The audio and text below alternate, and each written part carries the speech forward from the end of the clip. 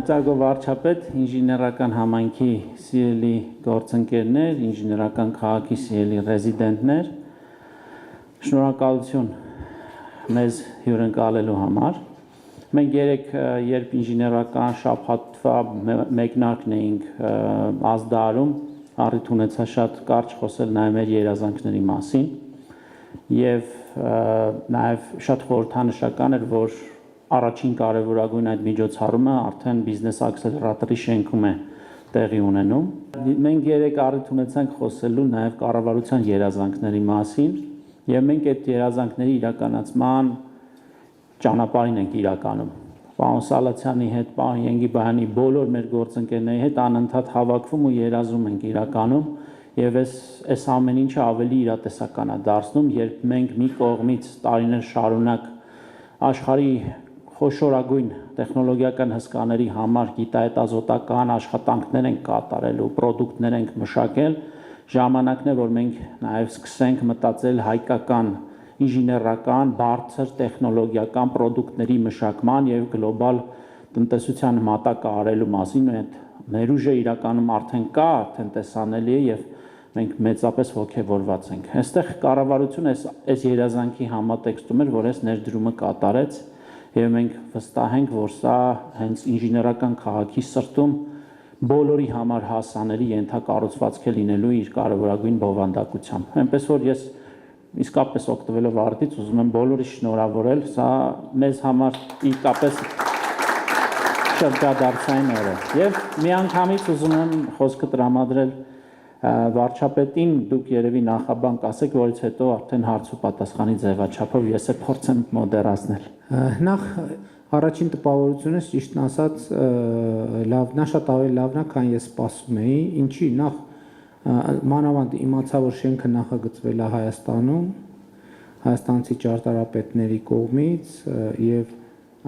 շինարարության մեջ ընդհանուր աստիճանները, որ մեր ճանաչած աստիճաններից չէին, մի քիչ ուրիշ էին եւ այլն, այդ դետալները, այսինքն ինչ որ նոր շունչ կա, որը կարծում եմ արտահայտում է ինժեներական համայնքի ձգտումները եւ շատ կարեւոր էր, երբ որ ես տեսա, որ շինարարություններ կան եւ իմացա, որ 22 հողամասից 20-ը արդեն իրացված է եւ նույնիսկ մտածում կա, որ այդ երկուսը պետք է չի ոչ բան անել, բայց ամեն դեպքում դա նշանակում է, որ նախագիծը նպատակին ծառայում է, այսինքն որովհետեւ այս ամեն ինչը արվել է իրականում, որ այդ 20 տարածքներում մասնավոր ընկերություններ իրենց ավելի լավ զգան եւ իրենց գործունեության ամենահարմարավետ վայրը համարեն սա։ Իհարկե, այստեղ էլ մենք էլի գոհունակությանը զուգահեռ ես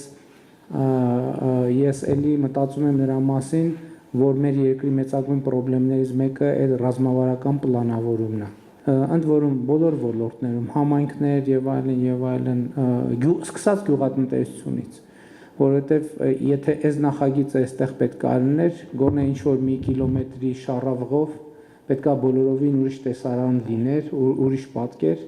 բայց դա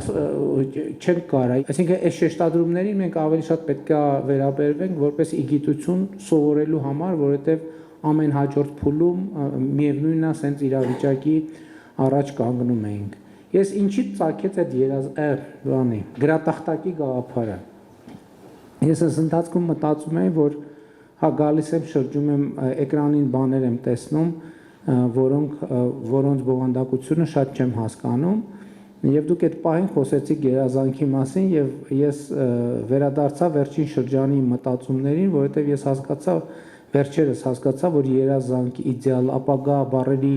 իմ ընկալումը շատ էականորեն փոխվում է կամ եթե արդեն չի փոխվել, եւ այդ պահին միտք առաջացավ, ասի հետաքրքիր է, այդ դիագրամները, որոնք ես չեմ հասկանում, ասի հետաքրքիր է, որ եթե տենց հարցը լինի, ինժեներները օրինակ երազանքը ոնց կմոդելավորեն, ոնց կպատկերեն գրատախտակի վրա կամ իդեալը ոնց կմոդելավորեն, ոնց կպատկերեն գրատախ, կամ ապագան ոնց կպատկերեն։ Ես իրականում դրանք այն բառերն են, որ ես երևի իմ քաղաքական գործունեության ընթացքում ամենաշատն եմ օգտագործել, բայց հիմա ես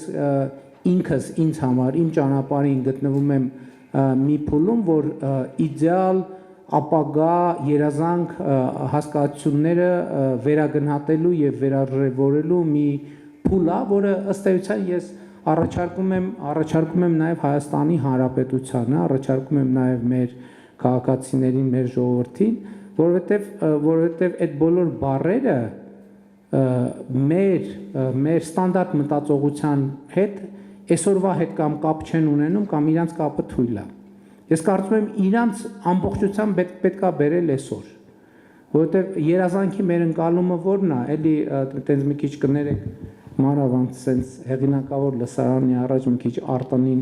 բառապաշար եթե օգտագործեմ, մեզ համար միշտ ապագան կամ բանից նոր տարուց զատիկից սփխեցից հետո է, չի անպայման, եւ ես վերջերս հասկացա, որ մի հատ խնդրեմ կա, որ ամեն տարի համ նոր տարի կա, համ զատիկ կա, համ սփխեջ կա, հետեւաբար այդ երազանքի,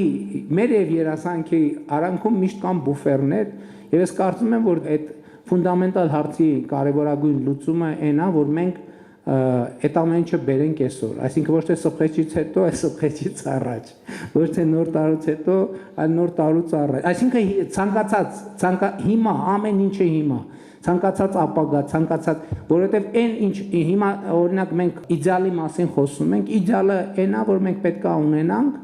ես կարծում եմ իդեալն այն է, որ մենք ունենք, հիմա մենք գտնվում ենք իդեալի աքսելերատորը Իդեալի աքսելերատորում ինքը այսօրվա իդեալն է, այստեղ նրբությունն է, որ ինքը վաղն էլ վաղվա իդեալը պետք է լինի, մյուս օրն էլ մյուս օրվա իդեալը, այսինքն այդ սպասումի վիճակից պետք է դուրս գալ եւ անցնել այս պահին գործելու վիճակ, նույնն էլ ապագան է։ Ես միշտ մտածում եմ, ինչ ենք մենք այդքան ապագայի մասին մտածում եւ ինչի է այդքան ապագան մեզ համար անհասանելի, որովհետեւ մենք ինքներս ենք հեռու ապագայից, մենք ապագան չենք պատկերացնում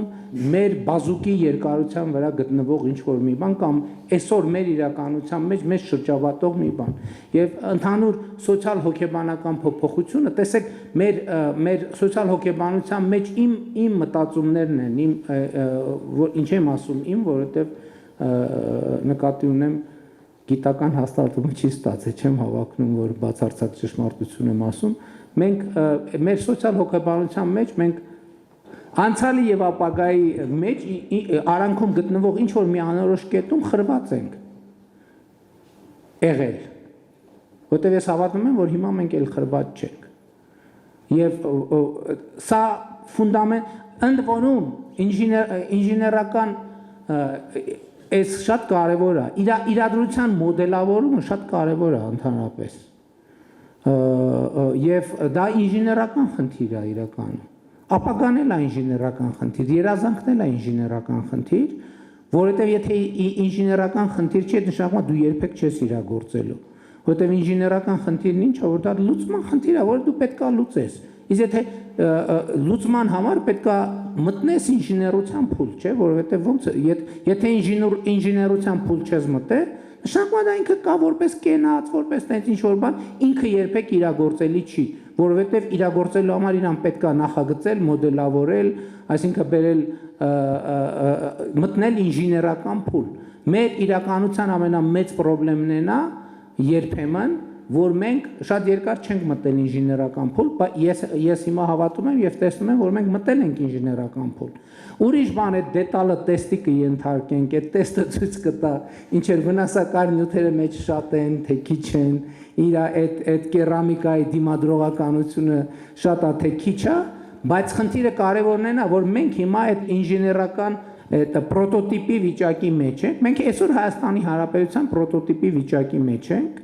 եւ այդ պրոտոտիպը այսօր տեստավորվում է ամենատարբեր լաբորատորիաներում, այսինքն չգիտեմ ջերմային, ոչ ջերմային, տենց չգիտեմ ինչ տեստեր կան։ Այսօր մենք շատ ճիշտ տեղի կանք հասանք, մենք այսօր Հայաստանի Հանրապետության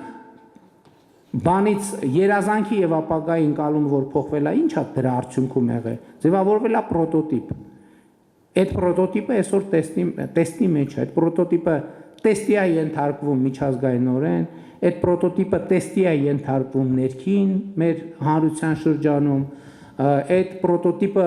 տեստի է ենթարկվում բոլոր առումներով, այսինքն բոլոր հնարավոր տեստերը, որը կարա ունենա, եւ պետք է արձանագրեմ, որ իմ գնահատմամբ այդ տեստավորումը հաջող է ընթանում։ Ես կարող եմ դա վստահությամբ կիսել այդ տպավորությունը ձեզ հետ եւ վստահ եմ, որ ձեր մեջ կան շատերը, որ այդ տպավորությունը չեն կիսում։ Եվ ես ուրախ կլինեմ, որ այս խոսակցությունը մենք օգտագործենք այդ բան կա, չէ՞, որ տեստեք անում արանքում բանավոր քննարկումներ էլ եք, չէ՞, ունենում բանի պրոտոտիպի մասին իր առավելությունների եւ թերությունների եւ ուրախ կլինեմ, եթե այս խոսակցությունը պարզվի, որ ուզում ենք օգտագործել այդ պրոտոտիպը նաեւ հայցակարգային տեստավորման ենթարկել։ Մասսայական արտադրության չէ, բայց քաղաքացիների կողմից մասսայական կիրառման։ Երևի այդ տրամաբանություն։ Չգիտեմ ինչքան բան ստացվեց։ Ամենայն դեպս ինձ հաջողվեց սադրել ձեզ։ Այո, ակնհայտորեն։ Եթե չասեիք երազանք, չէի, լրիվ ուրիշ բաներից կխոսայի, բայց որ ասացիք երազանք, գրատախտակ ուզեցի եւ իսկապես հետաքրքիր է, բայց դա բան չէր։ Եթե երազանքը եւ իդեալը եւ այդ բաների փորձենք դիագրամով պատկերել, դա ինչ տեսք կունենա, ինձ օրինակ շատ հետաքրքիր է։ Ես ընդհանրապես տրամաբանական խնդիր եմ ասում, թե հա անում են մաթեմատիկները, ֆիլիսոփաները, դրանք շատ դետակտիվ առանց ինժեներների ինժեներները համարվում են մաթեմատիկների, այսինքն գիտության այդ մասն է, առանց ինժեներների։ Այսինքն սկզբունքորեն դիտարկելի է։ Փորձում են մոդելավորել, կողմից են մոտենում։ Պարոն Սալացյան, համեցեք։ Շատ շնորհակալ ենք, պարոն վարչապետ։ Ես կարծեմ, ինչպես դուք նկարագրեցիք, ինչ որ տեսակ, շատ ճիշտ է։ Եվ գրանցել հիմա ինժեներական ընկերությունները Ինժեներական քաղաքում պրոտոտիպից անցած են արդեն փոքրիկ արտադրության։ Բայց մյուս քայլը արդեն սերիական արտադրությունն է։ Ինչ որ հիմա ինժեներության բագասում է, հենց այնտեղ անցնելն է։ Արտադրություն անել արդեն սովորում ենք, մեր փոքրիկ կորձարանը, որ անցյալ անգամ տեսակ, բայց արդեն պետք է անցնենք։ Մեր մյուս երազանքը, պարոն վարչապետ, կորձարանի քաղաքն է։ Ինչ ընկերություններ տեսակ այստեղ, ամեն մեկը պետք է սկսի արտադրել այնտեղ։ Հիմա դեռ երբեմն ուղարկում ենք Չինաստան, ուղարկում ենք ուրիշ երկրներ, բայց գարիքը չի կա։ Մենք պետք է այդ արտադրությունը կարողանանք անել այստեղ։ Դրա համար մենք անշուշտ աջակցություն պետք ունենք։ Մեր նախնական, ասենք, հաշվարկները մոտ $50 միլիոն պրոյեկտ պիտի լինի։ Եվ եթե պետությունը կրնա մեզ օգնել այս պրոյեկտը առաջ տանել եւ ինվեստիցիաները գտնել, կարծեմ մենք շատ շնորհակալ կլինենք եւ մեր երազանքը, մյուս էտապի երազանքը գիրականացնենք։ Մերսի։ Ես կարծում եմ, էլի փորձելով շարունակել այն տրամաբանությունը, ինչից ես սկսեցի, ես հնդածս ձեր հարցին զուգահեռ նաև մտածում էի եւ հետաքրքիր էր, որ հետահայաց ձեր հարցին ի պատասխան մտածում էի, որ օրինակ այս մասին տեքստ մենք արդեն ստեղծել ենք, բայց մտքովս չէր անցել այդ դիտանկյունից նայել, որը ձեր հարցին էլ է պատասխանում։ Մենք իրական Հայաստանի գաղափարախոսության մեջ ապագայի մասին խոսելիս մի այսպիսի ձևակերպում ենք անում, ասում ենք կա նախագիծ, կա ապագա, չկա նախագիծ, չկա ապագա։ Հիմա գործանային քաղաքի վերաբերյալ, եթե կա նախագիծ եւ այդ նախագիծը կտեստավորվի եւ ցույց կտա իր մրցունակությունը, ես կարծում եմ մենք բոլորս վաղուց պետք է հասկացած լինենք, որ իրականում փողը ամենահեշտ բանն է, որը հնարավոր է գտնել։ Այստեղ խնդիրը այն է, թե մենք ունենք արժեցող գաղափար, թե չունենք։ Եթե կա արժեցող գաղափար, կառավարությունը կլինի, մեկ ուրիշը կլինի, հաստատ դա տեղի կունենա։ Այսինքն եթե կա նախագիծ, որը տեստավորվում է եւ իր տեստը ցույց է տալիս, որ ինքը ապրող առողջ արդյունավետ նախագիծ է, կառավարությունը այո, բայց կարող է նույնիսկ եթե կառավարությունը այդքան չհասկանա, ասի ոչ, ուրիշ, բայց կառավարությունը ասում է այո։ Պարոն Մուսայելյան, համեցեք։ Էդուարդ Մուսայելյան, ՏՏ գործատոների միություն։ Պարոն վարչապետ, նախ շնորհակալ եմ նման քննարկման համար ու ես երկու հարց ունեմ, իրականում երկուսն էլ վերցրեցի ձեր խոսքից։ Առաջինը դուք սկսեցիք ռազմավարական պլանավորումից, այս տրամաբանության մեջ Միացյալ Նահանգների հետ ունեցանք վերջերս այդ համագործակցության հուշագրի ստորագրումը, ոլորտը շատ սպասում է ճանապարհային քարտեզին, ես կուզեի ձեզնից լսել ինչպես եք դուք այդ պատկերացնում եւ լինելով երկրորդ հարցս վերաբերում է նրան, թե լինելով այս ինժեներական միջավայրում, այս հետարքիր միջավայրում առանց թեկուզ գրատախտակի, ինչպիսին է ձեր երազանքը եւ ինչպես եք դուք տեսնում երկրի ապագան։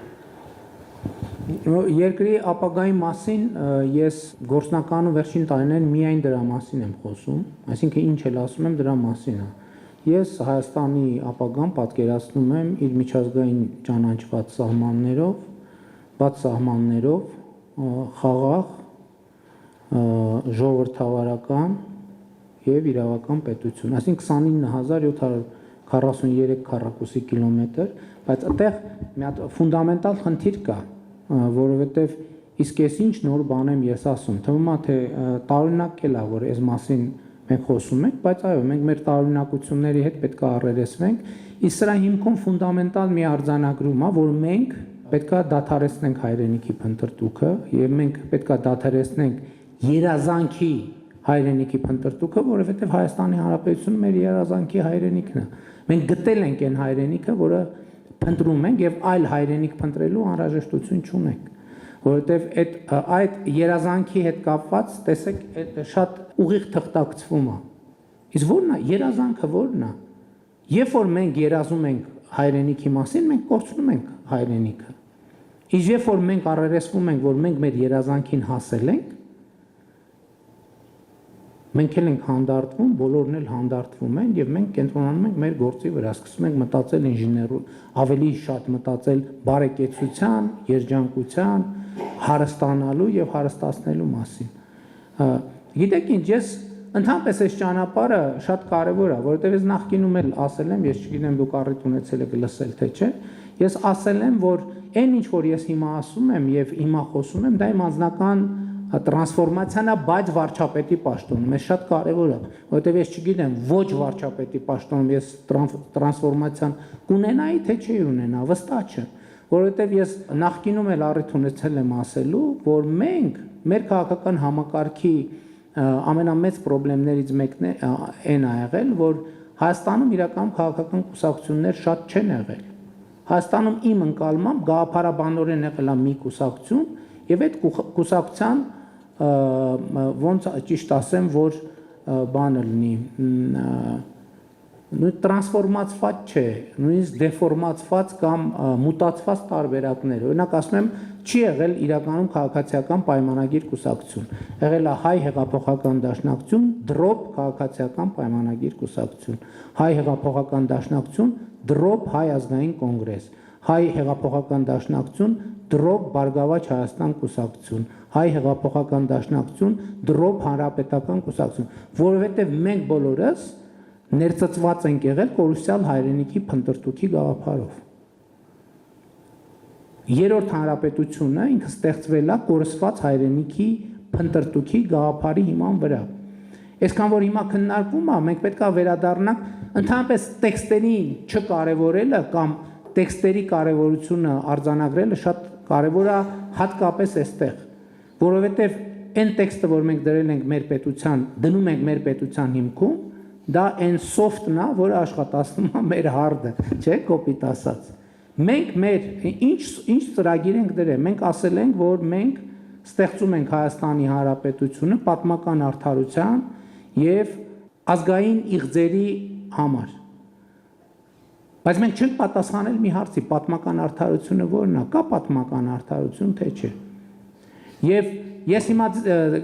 տենց ասոցիատիվ կտորներ եմ պատմում, որից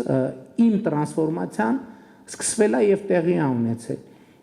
Երկու դրվագ, առաջինը մի անգամ երբ որ ես ազգային ժողովում ներկայացնում էի խաղաղության օրակարգը, դա սկզբնական փուլում էր, ընդդիմադիր պատգամավորներից մեկը արձագանքի ժամանակ ասեց, «Ընենց եք խոսում, կողքից լսողը լինի, կթվա թե Եվրոպայի մասին եք խոսում»։ Ես արձագանքեցի, ասի, իսկ դուք համոզված եք, որ գիտենք մենք Եվրոպայի պատմությունը։ Այս մի դրվագը Հաջորդ դրվագը, երբ որ ես ըստ էության, երբ որ շփվում ենք տարբեր երկրներում ժողովուրդների մարդկանց հետ, տեսնում ենք, որ Եվրոպան մի պետություն գոնե չկա, որ իր տարածքով բավարարված է։ Չկա գոնե մի պետություն, որտեղ այդ միտումը չլինի, որ իր տարածքի մի հսկայական մասը մնացել է հարևանի տարածքում։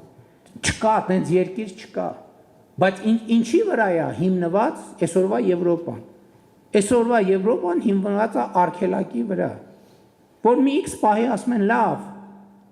եկեք արձանագրենք, որն է լավ, ի վերջո որն է մեր միջազգայինորեն ճանաչված տարածքը։ Էսա մեր միջազգայինորեն ճանաչված տարածքը։ Ուրեմն մենք ապրում ենք եւ աշխատում ենք ստեղ, սա մեր պետությունն է, սա մեր հայրենիքն է։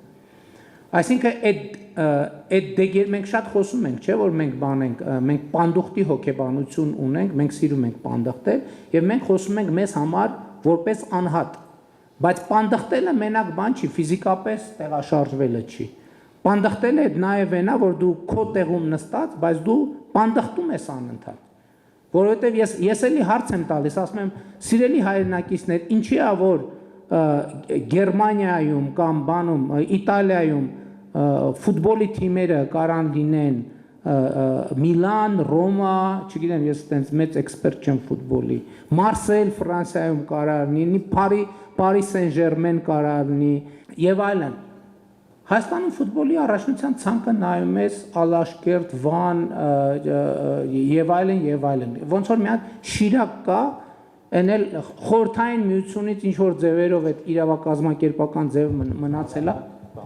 Հա, Արարատ, ինչի՞ է որ սուպերմարկետ որ բացում ենք, մեր առաջին միտքն է նա, որ Իրանը կամ Ադանա պետք է լինի, կամ Վան, կամ Մուշ։ Ինչի՞ց է դա։ Ինչի՞ց է։ Մենք պետք է առերեսվենք։ Ինչի՞ չի կարող լինի ֆուտբոլի թիմը Հրազդան, ով կարա բացատրի։ Ինչով է Դիլիջան անունը։ Արտաշատը մեր պատմական մայրաքաղաքն է։ Մեր ինքնության բանն է, առանցքն է։ Ինչի՞ չկա Հայաստանում Արտաշատ անունով ֆուտբոլի թիմ։ Արմավիր անունով ինչի՞ չկա ֆուտբոլի թիմ։ Արարատի հետ կապված ես պրետենզիա չունեմ, որովհետև մենք Արարատ քաղաք ունենք։ Այդտեղ խնդիր ես չեմ տեսնում։ Այսինքն սրանք հարցեր են, որոնք մենք պետք է առերեսվենք։ Հաջորդ հարցը, երբ որ այս ամեն ինչը տեղի է ունենում, չէ, այս պատմությունը, մեկ էլ ինչ որ երբ որ քննարկվում է թե ովքեր են դավաճանները եւ ովքեր են պատրիոտները, հայրենասերները, սկսում ես մտածել հայրենասեր բառի մասին եւ սկսում ես մտածել հայրենասիրության մոդելի մասին եւ սկսում ես մտածել, ասում ես հիմա ինքդ քեզ հետ խոսում ես, չէ՞, դու քեզ հարց ես տալիս, ասում ես ես հայրենասեր եմ, թե հայրենասեր չեմ։ Հիմա լավ, այսքան մարդ որ ասում է դավաճան եւ այլն, բայց այնուամենայնիվ դու քեզ հետ խոսա, դու հայրենասեր ես, թե հայրենասեր չես։ Ու սկսում ես մտածել, մեկ է գալիս ես, ուզում ես մոդելավորես հայրենասիրությունը։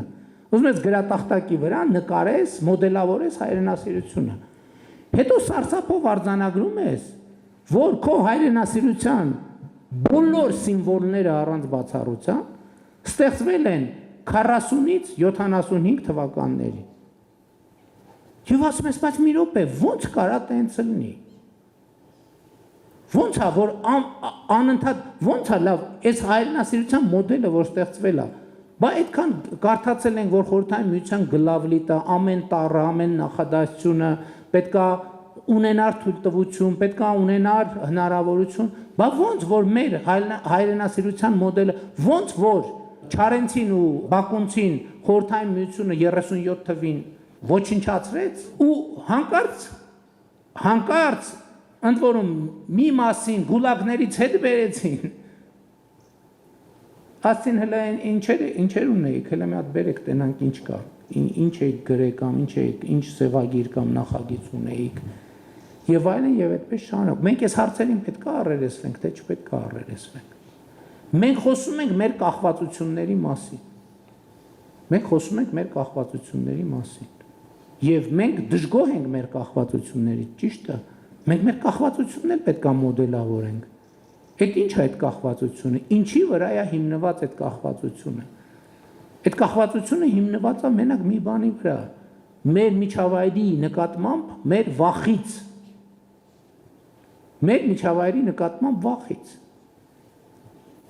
Այսինքն մեզ կախված լինելու համար պետք է մենակ մի բան, վախ մեր միջավայրի նկատմամբ։ Եվ ընդ որում այդ վախը ունի օբյեկտիվ հիմքեր, հարցը դա չի, դրա մասին չի։ Բայց խնդիրն այն է, մենք այդ վախը ուզում ենք կառավարենք, որի արդյունքում մենք կունենանք անկախություն, թե մենք թողելու ենք, որ մեզ շարունակեն կառավարել մեր վախերով։ Ընդ որում, երբ որ մենք շարունակում ենք կառավարել մեր վախերով, շատ լավ էլի համաձայն ենք, ինչ որ մի մասով մենք գիտակցված կառավարվում ենք այդ վախերով։ Բայց երբ որ եկավ այդ գիտակցության առարկայացման ժամանակը, ես նկատի ունեմ 20-ից 22 թվականներին հավաքական անվտանգության պայմանագրի կազմակերպության մեր նկատմամբ ունեցած պարտավորությունները։ Պարզվեց, որ այդ ոչ մի բան ընդհանրապես զրո, ոչ մի արժեք չունի։ Հետևաբար մենք պետք է այս հարցերին անդրադառնանք, թե չպետք է այս հարցերին անդրադառնանք։ Ես կարծում եմ, որ պետք է այս հարցերին մենք անդրադառնանք։ Եվ իմ կարծիքով մեր մեծագույն խնդիրն է, որ մենք ինքներս մեզ չենք ճանաչում, մենք չգիտենք մեզ։ Մենք չենք ճանաչում բառից բուն եւ փոխաբերական իմաստով։ Բառից բուն իմաստով չենք ճանաչում, որովհետեւ Հայաստանի շատ չնչին տոկոսն է մարդկանց, որ Հայաստանի տեսարժան վայրերում եղել է։ Այն տեսարժան վայրերում, որոնց մասին մենք խոսում ենք, երգում ենք եւ այլն, նկարում ենք, գրում ենք, մենք մեր երկիրը չենք ճանաչում։ Եվ մի ուրիշ դրվագել եմ ուզում, կներեք երկարացնելու համար, ուղղակի ես գնացել եմ Բերդ խոշորացված համայնքի Չորաթան գյուղ եւ չնախատեսված ինձ մոտենում են, ասում են, գիտեք ինչ, այստեղ գեղագիտական կենտրոն կա, երեխեքը նկարում են բան, մտեք մի հատ, խնդրում եմ մտեք նայեք։ Ես ասում եմ շատ լավ, հաճույքով կմտնեմ կնայեմ։ Այդ ընթացքում 15 րոպե է, երեխեքը պատրաստվում են, բերում են այնտեղ շարում են իրանց նկարած նկարները։ Բերդ Չորաթան գյուղ։ Մտնում եմ նկարածա, ասում եմ, այս ինչ ես նկարել, երեխան կողք կանգնած է, ասում է Մասիս Սարն է, ասում եմ շատ լավ։ Հաջորդիվ գնում եմ, ասում եմ ինչ ես նկարել, նկարել է ցեղասպանության հուշահամալիրն է։ Հաջորդը ինչ ես նկարել, էլի ոչ թե անցյալի հետ կապված, ես հետո անցյալի հետ սկզբից շատ սովորական էր, ինձ նորմալ էր, մինչև այդ պահը, որ ես տենց մի հատ պատուհան կար, այդ պատուհանից նայեցի, պատկերացնում եք Բերդում այդ բնաշխարհը, պատուհանից նայում եմ, տեսնում եմ հոյակերտ սարեր են երևում, անտառներ, ու ուզում եմ հարցնեմ այդ պահին, բայց չեմ հարցնում, չեմ ուզում երեխեքի հետ տենց ինչ-որ խոսակցություն լինի, ու վերադառնում եմ, հետո գործընկերներին ասում եմ, այս բոլոր նկարները անպայման ֆոտո արեք, հետո գալիս եմ Երևան, ասում եմ, մեծ տպեք այդ երեխեքի նկարած ֆոտոները, հետո մի խումբ մտավորական գործընկերների, ում հետ որոշակի նաև հարաբերություն կա, հրավիրում եմ ու իրանց հետ սկսում եմ քննարկեմ, ասում եմ, կարաք ինձ բացատրեք, ինչի է երեխեքը իրանց պատուհանից երևով, իրանց միջավայրում երևացող այդ հոյակապ սարերը, այդ լեռնաշխարհը, այդ բնությունը չեն նկարում։ Այս նկարների մեջ չկա ոչ մի առանձնահատկություններ էր, որ չկար ոչ մի բան, որ երեխեք չհարցրել, գուցե իրանք ոչ մի անգամ չեն տեսել։ Չկար ինչ-որ բան, որ իրանց ամենօրյա կյանքի հետ առնչվում է։ Ամենօրյա կյանքի, կարան իրանց շանը նկարեին, կարան սարը նկարեին, կարան իրանց գյուղը նկարեին, կարան իրանց փողոցը, իրանց դպրոցը, իրանց ընկերուհուն, իրանց ծնողին, իր տատիկին, իր ուսուցչուհուն, ուսուցչին, բայց ոչ մի բան։ Եվ դա շատ ծանր տպավորություն թողեց իմ վրա, այն առումով, որ ես հասկացա, որ մենք նաև կրթական համակարգով մենք մեր երեխեքի կտրում ենք իրանց իրական միջավայրից եւ դնում ենք մի հատ ուրիշ հարթության վրա, որտեղ է այդ հարթությունը եւ ուրա տանում այդ հարթությունը այդ երեխեքին։ Դնում ենք իդեալի հետևից մրցավազքի մեջ, մինչդեռ իրանց միջավայրը, որտեղ իրանք ապրում են, իդեալը է դա։ Իրանք եթե այսօրը մենք իդեալ չհամարենք, մենք երբեք իդեալ չենք ունենա։ Որտեղ իդեալականը է սա, հիմա այսօր մենք ստեղ իդեալական միջավայրում նստած քննարկում ենք։ Այն տրամաբանությամբ, որ այս միջավայրն է իդեալի մեր ընկալումը ավարտունը։ Մինչդեռ չի կարա ավարտունը լինի, ոչ մի բան չի կարա ավարտունը լինի։ Երբ որ մենք սկսում ենք գիտակցել, որ իդեալն էլ ավարտուն չի, այդ ժամանակ այսօրը իդեալ համարելը դառնում է շատ տրամաբանական, որտեվ եթե հասել ես իդեալին, բա ինչ անես, ավարտվեց ամեն ինչ։ Իսկ երբ որ ամեն ինչ ավարտվեց միսիան, ավարտվեց կյանքը, ավարտվեց բովանդակությունը, ամեն ինչ։ Եվ հետևաբար, որպեսզի մենք մեր բանաձևերը փոխենք մեզ առաջ մղող, մենք այն ինչ որ երազանքը հիմա է, մեր երազանքը իրականացվել է, ամեն օր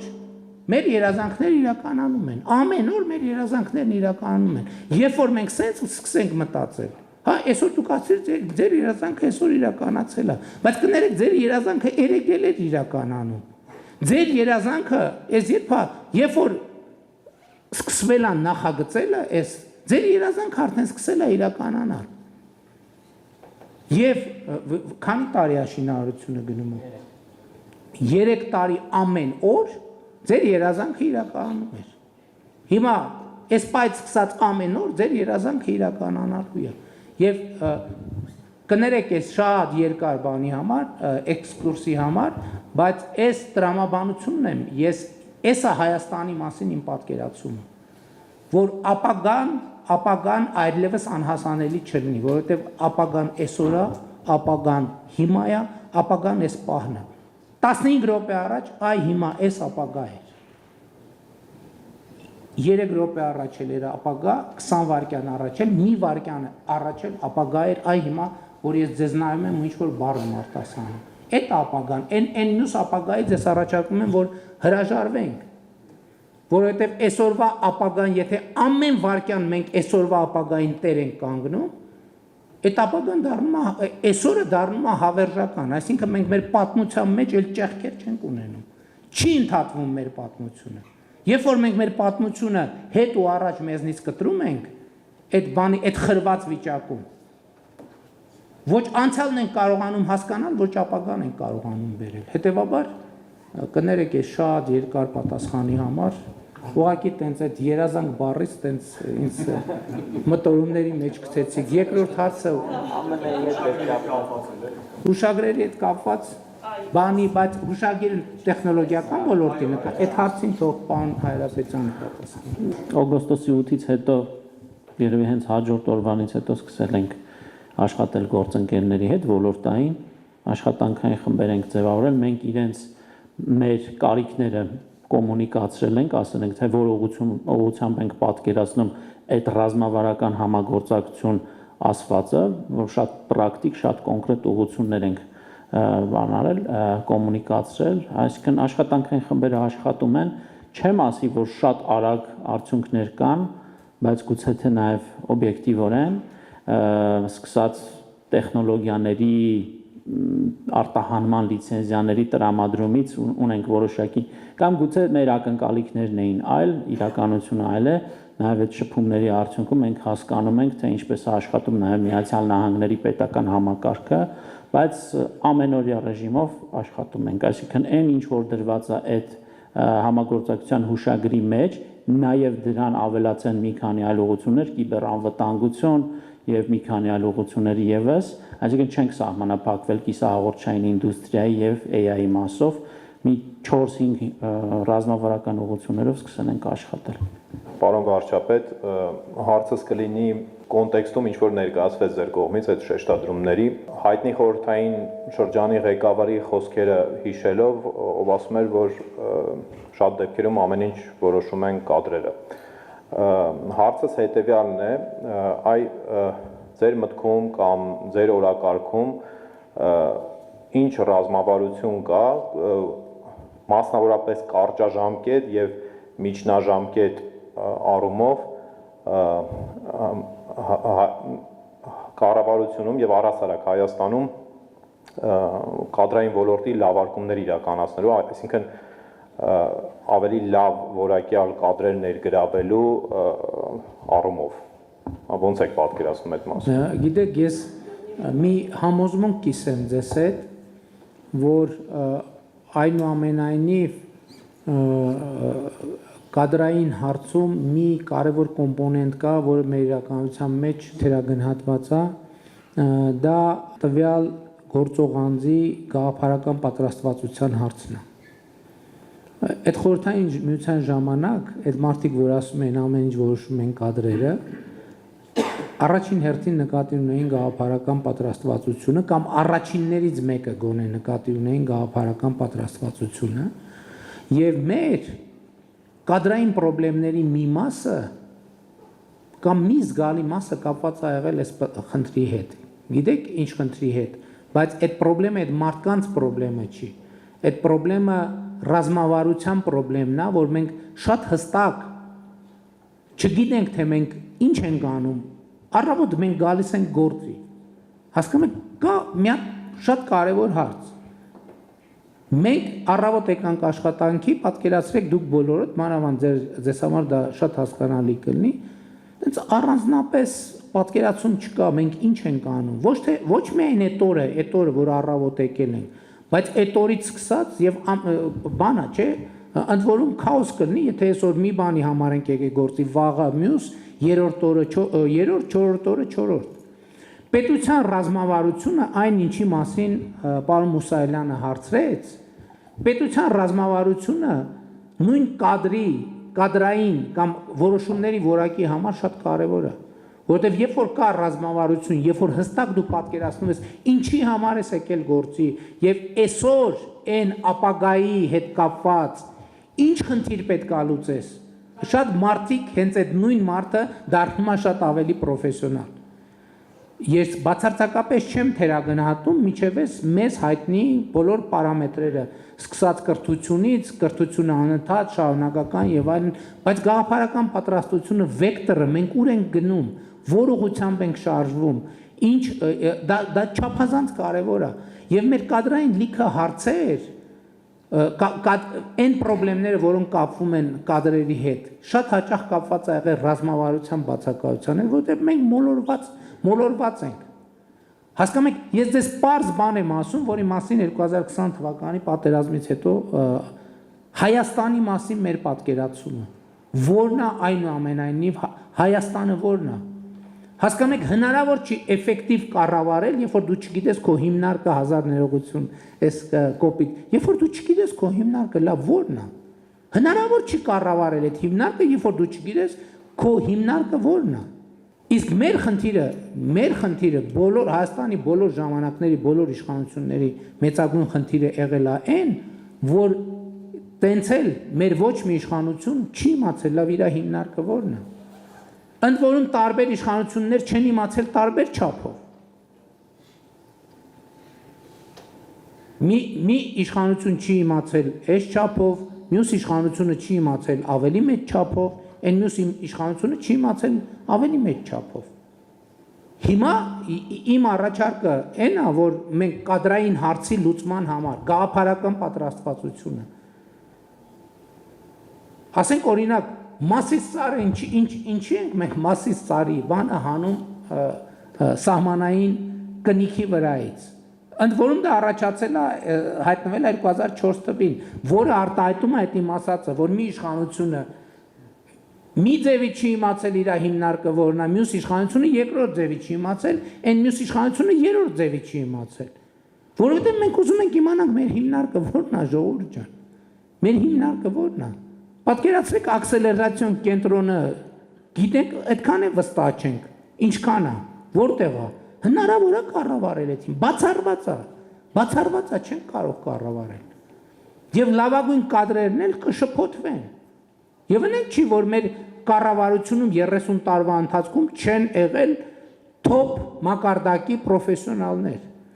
Բայց շատ թոփ մակարդակի պրոֆեսիոնալներ 3 ամսում դառել են ծաղրի առարկա։ Շատ հաճախ։ Ու մենք չենք էլ հասկացել, լավ էս մարդը ոնց որ թե կրթությունը տեղը, կենսագրությունը տեղը, լեզուները գիտի, ամեն ինչ տեղը, լավ ոնց է լինում, որ 3 ամսվա մեջ կամ մի տարվա մեջ դառնում են ծաղրի առարկա։ Նույն պատճառով, որտեղ ինքն էլ չգիտի ինքը ինչ է անում, մենք էլ չգիտենք ինքը ինչ է անում, ոչ մեկ չգիտի ինքը ինչ է անում, ու ոչ մեկ չգիտի ոչ մեկ ինչ է անում։ Ես առաջարկում եմ, ասում եմ, եկեք կենտրոնանանք մեր միջազգայինորեն ճանաչված տարածքի վրա, մենք ինչ ենք անում։ Պետություն ենք ամրապնդում, պետություն ենք հաստատում, զարգանում ենք, հարստանում ենք եւ հարստացնում ենք։ Հարստանում ենք անհատները հարստանում են եւ այդքանով հարստացնում են պետությանը։ Ասում եմ եկեք մոդել տնենք, որ պետությունը պետք է ուժեղացնի անհատին, մարդը պետք է ուժեղացնի պետությանը։ Ոնց պետք է պետությանը անհատին մարդուն ուժեղացնի։ Այդ հարցին ես ունեմ 3 պատասխան։ Առաջինը կրթություն, երկրորդը կրթություն, երրորդը կրթություն։ 4-5-րդի մասին կարող ենք 4-5-րդի մասին մտածել։ Երբ որ ես այո ինձ համոզմունք այս ասում եմ հարգելի ժողովուրդ, Հայաստանի Հանրապետությունում լավ ապրող մարդկանց 80%-ի լավ ապրելը կապված է իրանց կրթության հետ։ Դա իմ կարծիքով դա կրթության մաս է, որովհետև աշխատելը, այսինքն ռուտին ունենալը օրվա դա կրթական հարց է, որովհետև մարդը պիտի իմանա, որ դա կարևոր բան է, դա այդ գիտական հիմնավորված բան է, չէ՞ որ օրվա ռուտին ունենալը կարևոր բան է, որ դու նույն ժամին ճաշում ես, նույն ժամին քնում ես, նույն ժամին արթնանում ես, պետք է այդ ժամին վազես, այդ ժամին չգիտեմ ինչ անես։ Եվ ստեղ է որ բոլորը հասկանում եք մարդը պետքա գտնի իր տեղը։ Բայց այդ տեղը պետքա կոմֆորտ լինի այնուամենայնիվ, պետքա իրան չշփոթեցնի։ Եվ էլի շարունակելով լավ ապրող մարդկանց 80%-ի լավ ապրելը կապված է իրանց կրթության հետ, վատ ապրող մարդկանց 80%-ի վատ ապրելը կապված է իրանց կրթության հետ։ Ես դրան միանշանակ համոզված եմ, ես իմ աշխատանքի, պրակտիկ աշխատանքի արդյունքում եմ, ես դրա ամեն օր ես աշխատում եմ գոնե 10-20 առավոտ շուտ մի ժամ էլ շուտ եմ արթնանում 10-20 քաղաքացու նամակ կարդամ, որովհետև ինձ հետաքրքիր է։ Ու ես մարդու տեքստից արդեն գիտեմ իր խնդրեմը ինչ է։ Ինքը ինձ գրել է, ասենք ենթադրենք 10 տող նամակ է գրել։ Արդեն ես տեքստից գիտեմ ինչն է, որտեղ է իր խնդրեմը, եւ այդ տեքստերն են, որ ինձ բերել են այս եզրակացության։ Հետևաբար կադրը ոնց հաջորդ խնդիրն էլ կա։ Եթե մեր դպրոցների 70%-ը ավերված վիճակում է հանրապետության, կառավարությունում կներեք լավ կադրը ինչի պետք է գա աշխատի, դուք ինչի պետք է գա կառավարությունում աշխատեք։ Դուք կգաք կառավարությունում 200,000 դրամով կաշխատեք, եկեք, բոլորիդ հրավիրում եմ։ Ոչ մեկը չեք գա, չէ՞, նույնիսկ հա, տենց որ առաջարկ անեմ ձեզ կժուտակնեմ։ Ինքը կներեք, ինքը մեր քաղաքական գործունեության շատ վաղուցման մասնակից է, շատ երկար, հա? Իհարկե չէր գա։ Կարող է մի հատ sense խիստ քայլ անենք ու այդ քայլին գնանք ու վերանայենք պետական ապարատի։ Հիմի դրան նախագիծը կա, ես ձեզ անկեղծ ասեմ, գիտեք ինչքան քննարկում ենք այդ որոշումը, որը մենք մեր մեջ կայացրել ենք, բայց ինչի չենք բարձրաձայնում այդ որոշման մասին, ասեմ ինչի չենք բարձրաձայնում,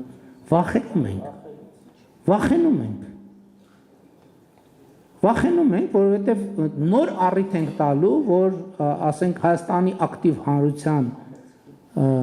97%-ը իր իմացած բոլոր հայհոյանքները ուղղի մեր հասցեին։ Վախենում ենք։ Մտածում ենք, հիմա այդ բոլոր սխեմաները կան, պատրաստ են,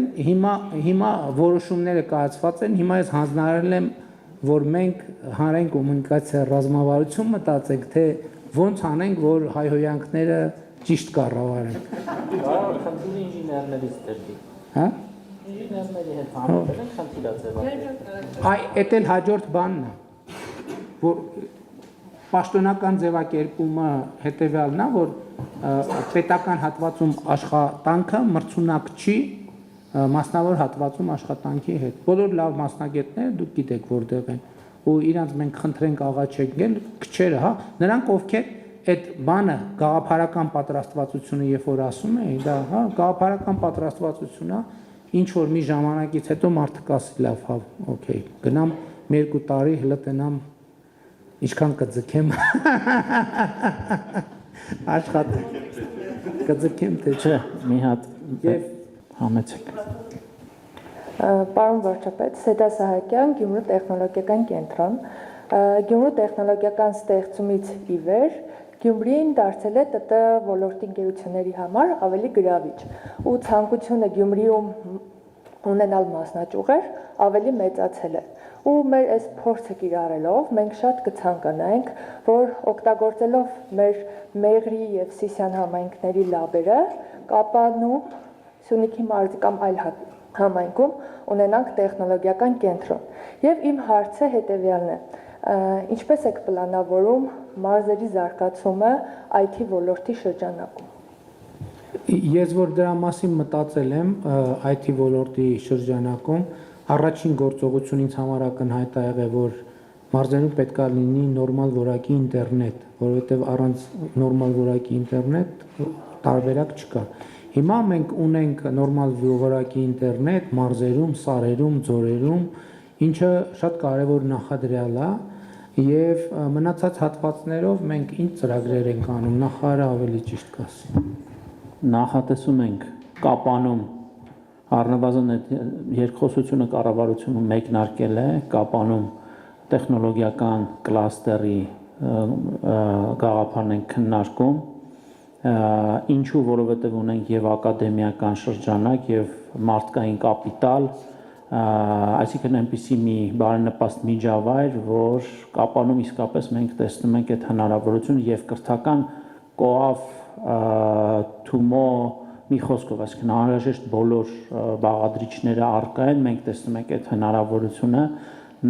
այս մտքին իրականում մենք վերջերս եկանք հատկապես Իջևան մեր այցից հետո, երբ մենք մեզ համար պարզեցինք, որ ունենալով Արմատ, ունենալով Ինո Իջևան, այնտեղ տեղափոխվել է Microchip հանրահայտ ընկերությունը արդեն տեղից կադրեր է ներգրավում, մասնաճյուղեր են բացում, այսինքն այս մոդելը ակնհայտորեն իրեն արդարացնում է, պարզապես պիտի հասկանանք, թե կոնկրետ ինչ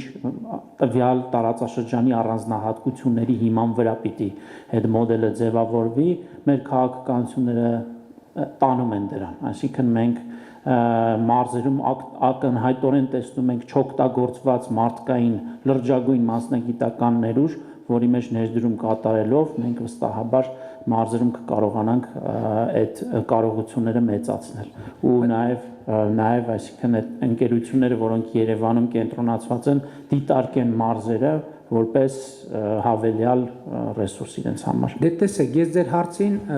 ավելի քաղաքական պատասխան տամ, շարունակելով նրանից ինչից սկսել եմ, որովհետև իրականում ասեմ, դա մեր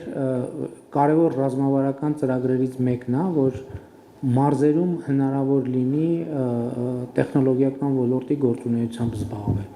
Բայց ես էլի ուզում եմ մի միտքը շարունակեմ, նույն Կապանում, չէ, ինչա պետք որ տեխնոլոգիական ոլորտը զարգանա։ Պետք է ինտերնետ, պետք է խաղաղություն։ Եթե խաղաղություն չլինի, բացառված է, ինչ ուզում ենք անենք։ Միջև այդ շենքը արդեն ես մի քիչ հեռվից եմ։ Օրինակ, Երևան-Կապան նորմալ հնարավորինս հաճախ չվերթները։ Օրինակ, ես իմ աշխատանքային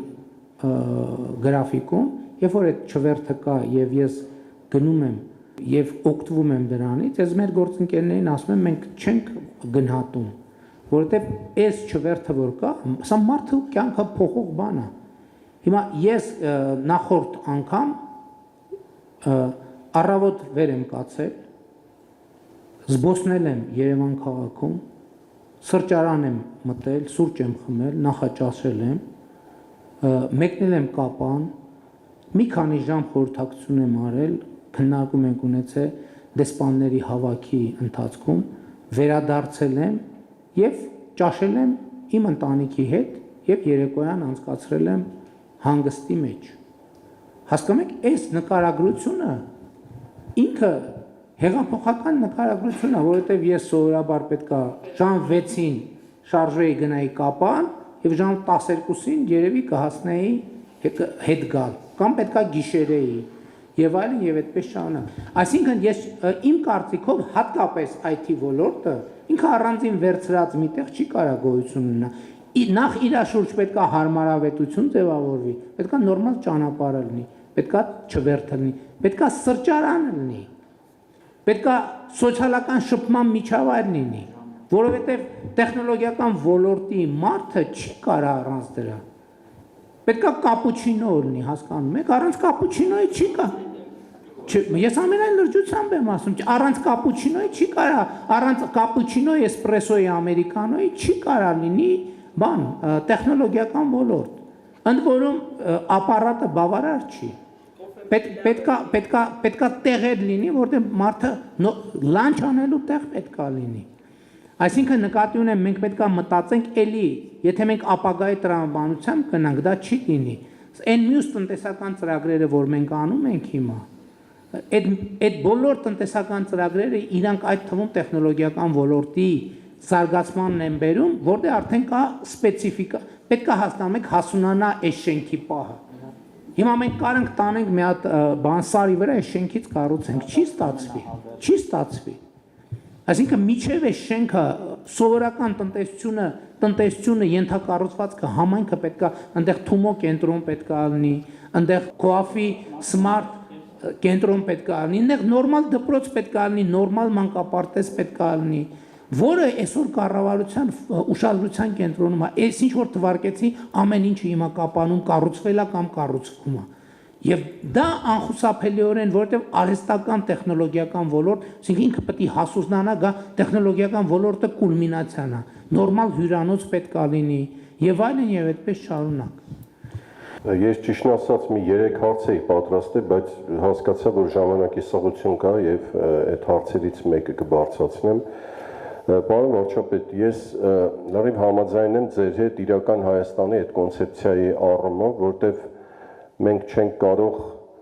պատրանքներով, երազախապությամբ մեր ապագան կերտել, մենք պետք է իրականության հետ առերեսվենք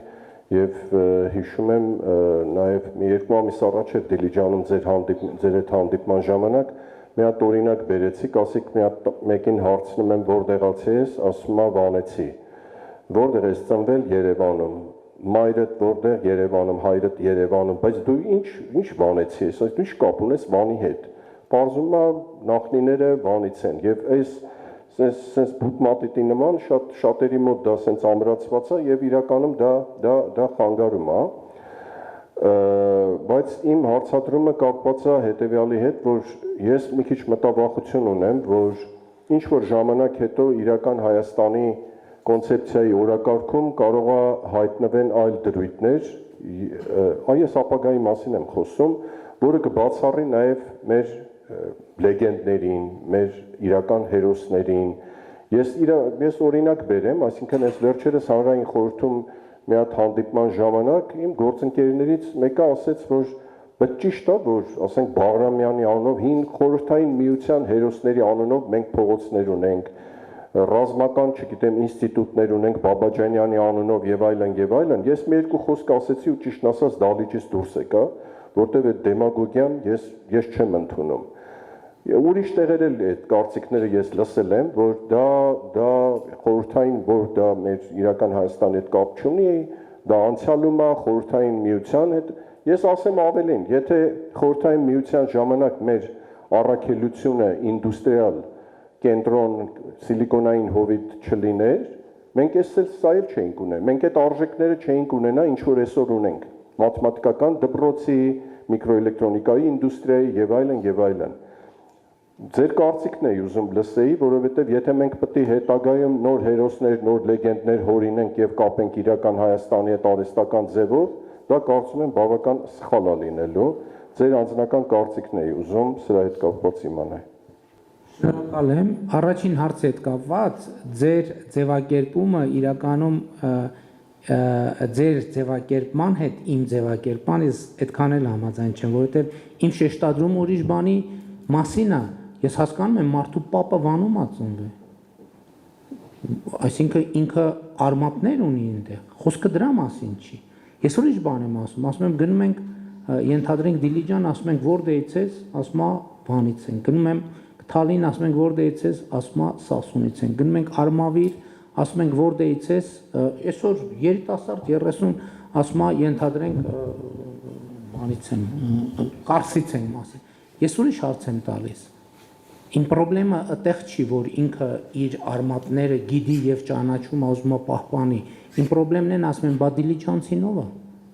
Բարմավիրցինովը, բա Թալինցինովը։ Սա իրականում ձեր մյուս հարցի պատասխանն էլ է։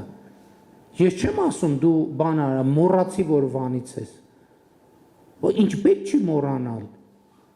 Բայց շուրջդ նայ տես որ դու դիլիջանում ես ծնվել, դու դիլիջանցի ես։ Դու դիլիջանցի ես։ Դու դիլիջանցի տերմինը անտեր մի թող։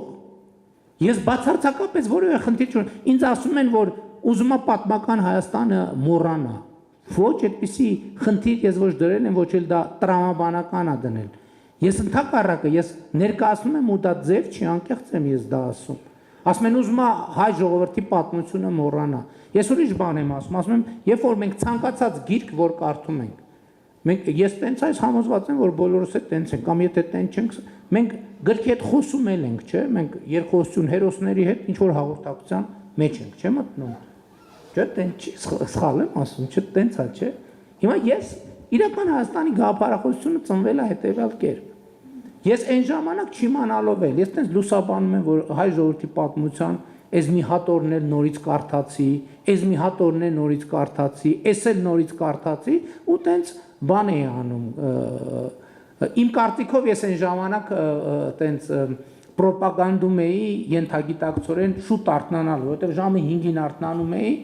մի ժամ ու կես բան կարդում էի, մինչև աշխատանք, որ բանին չխանգարի, ոչ զանգ, ոչ բան կենտրոնամ։ Եվ այդ երկխոսության մեջ դա այդ պահին չես հասկանում, դա հետահայացա չէ տեղի ունենում, հո ամեն պահի մենք այսօրվա բոլոր խորքերը, ոնց որ այդ երկխոսությունը տեղի է ունենում, ես ասում եմ պատմական Հայաստան, դե կարդում եմ այդ հատորյակները, չէ, ասում եմ ես Հայաստանի վարչապետն եմ։ Դու ինձ ինչ ունես ասելու։ Ինչ ունես ասելու։ Այդ բանից էլ, որ պատմության դասերը պետքա սովորել։ Այդ ակնհայտ ճշմարտությունը, բոլորին հայտնի ճշմարտությունը, բայց ոչ մի տեղ գրած չի, որ պատմության այն դասը, որ դու պետք է սովորես, այսինչ գրքի 846-րդ էջում է գրած։ Պատմությունը ասવા հատորյակներ, ընդ որում լիքը հատորյակներ, որ հերքում են մյուս հատորյակներին։ Դա որտե՞ղ սովորես այդ պատմության դասը։ Այդ հուսահատության մեջ ասում եմ պատմական Հայաստան։ Ես Հայաստանի վարչապետն եմ, դու ինձ ինչ ունես ասելու։ Եվ ասում եմ մի գնա իմ ճանապարհով, մի գնացեք իմ ճանապարհով, մի գնացեք, որ դու հիմա Հայաստանի վարչապետն ես։ Այդ նշանակում է, որ այդ Հայաստանը կա, պետություն կա, կառավարություն կա, շենք կա, եւ այլն, եւ այլն, եւ այլն։ Սա նշանակում է կաս։ Մի գնա իմ ճանապարհով, որ այդ Հայաստանը, որի վարչապետն ես դու, մի գնացեք պատմական դարձնելու ճանապարհով։ Եվ իրական Հայաստանի գաղափարախոսության հեղինակը այդ թվում պատմական Հայաստանն է, պատմական Հայաստանն է ծնվել, պատմական Հայաստանից սովորած դասերով է դա եկել։ Հայ ժողովրդի պատմությունը կարդում եմ, ասում եմ հայ ժողովրդի պատմություն, ես Հայաստանի վարչապետն եմ, ինչ ունես ինձ ասելու։ Ասում եմ մի կրկնեք ինձ կարակ, այ ձեր ցավը տանեմ, կարակ մի անգամ չկրկնեք ինձ։ Ինչքան կարելի է անընդհատ, ինչքան կարելի է կրկնել։ Ես չգիտեմ գուցե ուրիշ ժողովուրդների մեր պատմությունը խայտառակ կրկնությունը, անընդհատ, նույն ցիկլը։ Այդտեղ էլի գումարելիները փոխվում են, բայց էությունը չի փոխվում։ Եվ իրականում պատմական Հայաստանի եւ իրական Հայաստանը պատմական Հայաստանի երեխան է։ Ինչ վերաբերվում է Բաղրամյանին, իդեան, ինչ որ դուք ասցիք, ձեր ասացի ամեն ինչի հետ համաձայն եմ, բացի մի բանից, որ ասել եք ու դուս եք եկեք։ Հասկանում եք, մենք պետքա չունենանք փակ թեմաներ։ Եկեք շատ լավ, եկեք քննարկենք, հասկանում եք, մենք չպետք է ստեղծենք միջավայր, որտեղ մարդիկ վախենան հարց տան։ Հանդիպումը վերջանում է։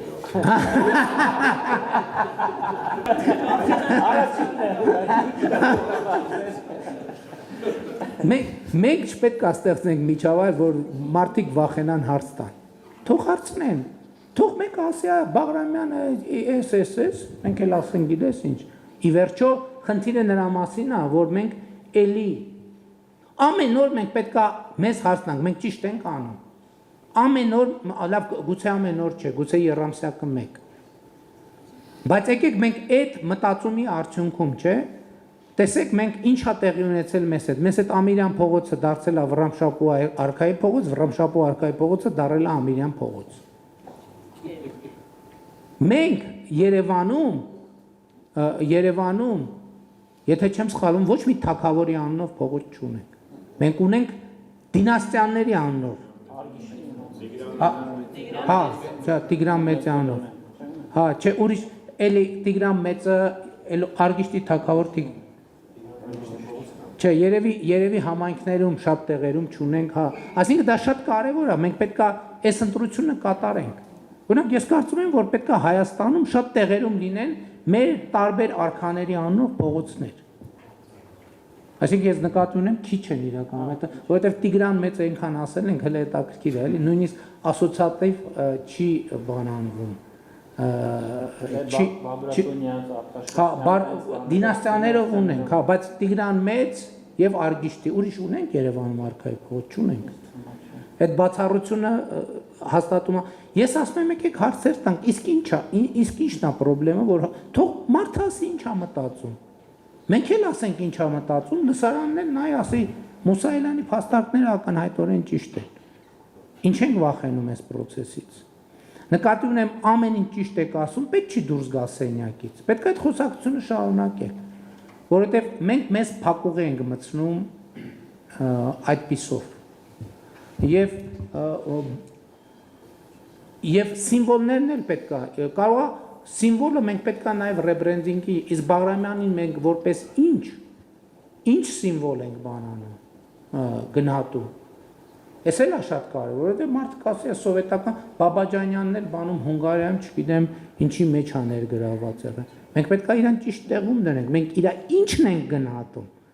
Մենք այս հարցի պատասխաններ չունենք, իր ինչն ենք գնահատում։ Գնահատում ենք իր անցած ուղին, գնահատում ենք իր տաղանդը, իրեն համարում ենք մեր ժողովրդի, այդ թվում ռազմական տաղանդի դրսևորումը եւ արտահայտիչը։ Որտեւ եթե մեկը ասի, որ իրան գնահատում ենք որպես սովետական միության, չգիտեմ, ինչ որ մի բան եւ կուսակցության անդամ, այդտեղ կարող է կարճ միացումը լինի։ Այսինքն կարևոր է նաեւ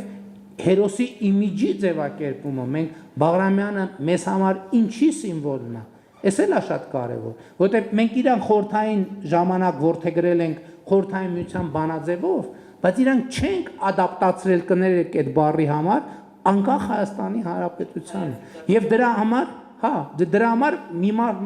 մարդիկ կարան ասեն մի րոպե,